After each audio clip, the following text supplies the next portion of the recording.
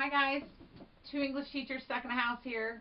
We are going to begin Act 2, Scene 5 of Romeo and Juliet, and we just, in Act 4, or Scene 4, we just saw Romeo make the plans for, or share the plans with the nurse for his and Juliet's marriage, and he doesn't have the opportunity to share what's been going on with him with his best friends, Mercutio and Benvolio, and so we're going to start this scene with we're cutting away to Juliet, who is waiting at her house for the nurse to return with the message from Romeo.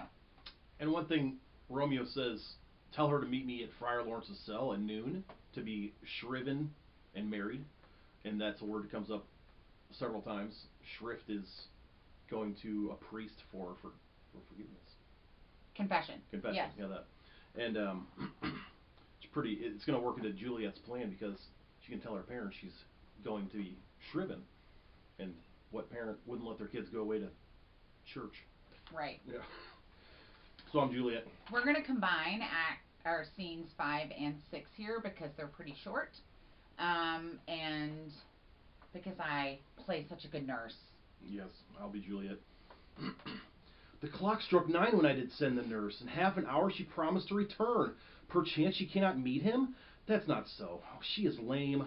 Love's herald should be thoughts, which 10 times faster glides than the sun's beams, driving back shadows over lowering hills. Therefore do nimble pinioned doves draw love, and therefore hath the wind swift Cupid wings.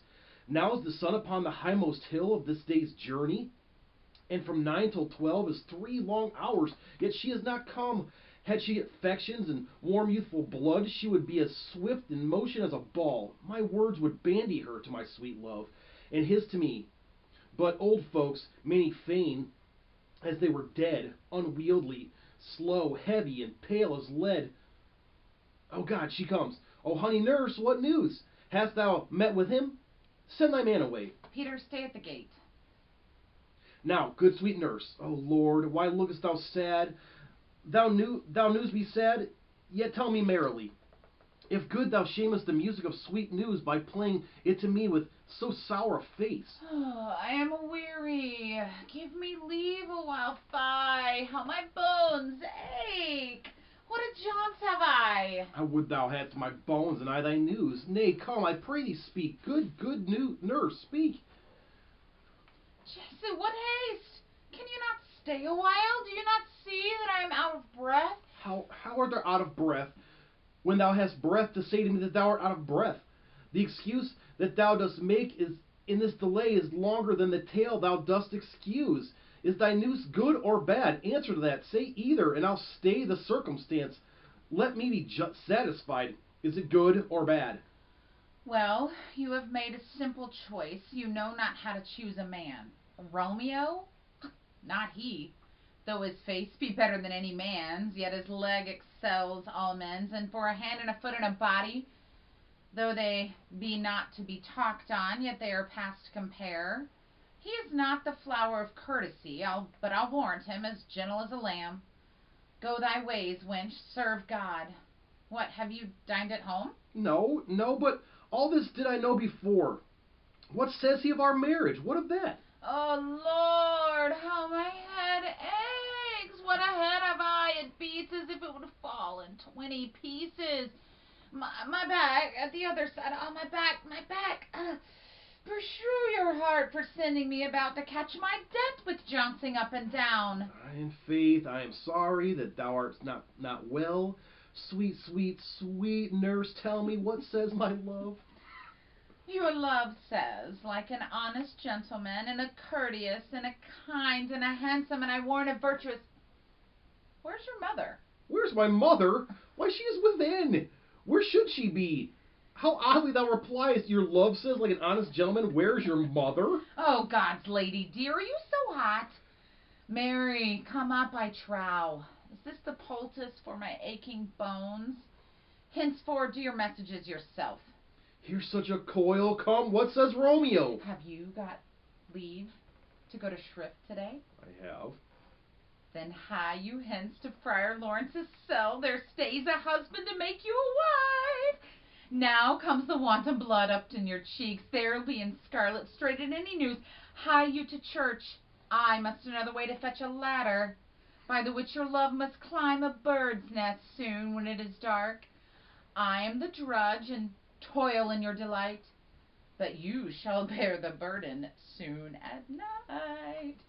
Go out to dinner. Hie you to the cell. Hie to high fortune, honest nurse, farewell. So the nurse. The funny is that she says, "You go get married. I have a much important matter. I have to go get a ladder." Yes.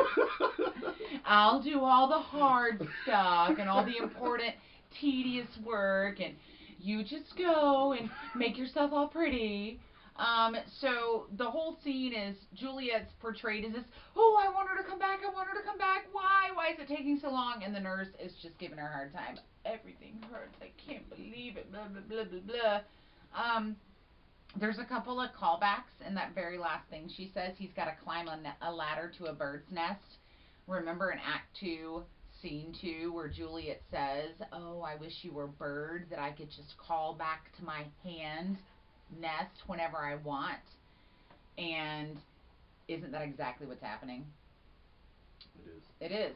But the crazy thing is you know how when you're watching a movie and you know where the bad guy is, and the girl in the house, she's like watching a movie by herself with all the lights off, and she doesn't know where the bad guy is, and you're in the audience, you're like, oh my gosh, he's there. Like, the audience knows Dramatic irony. Dramatic irony. When we, as an audience member, knows things that the characters don't know, we find it really ironic as an audience member that the nurse would make this reference to calling Romeo a bird, even though she has no knowledge of their private conversations. So, again, it's this whole idea of the supernatural. These things are coming together to join them.